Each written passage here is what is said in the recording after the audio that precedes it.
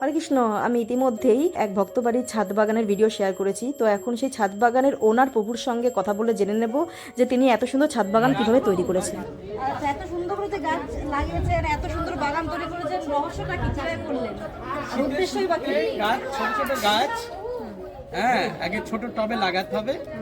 লাগিয়ে সেগুলো একটু বড় হলে বড় টবে লাগিয়ে তাতে এই একটু জল টল দিতে হবে কম করে। তারপরে একটু যখন ধরে যাবে, দু একটা পাতা ছাড়বে, তখন সার দিতে হবে।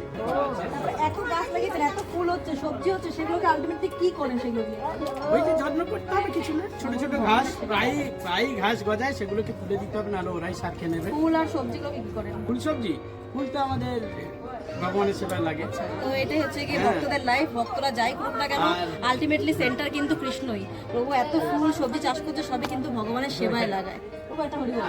হরি বল, হরি বল।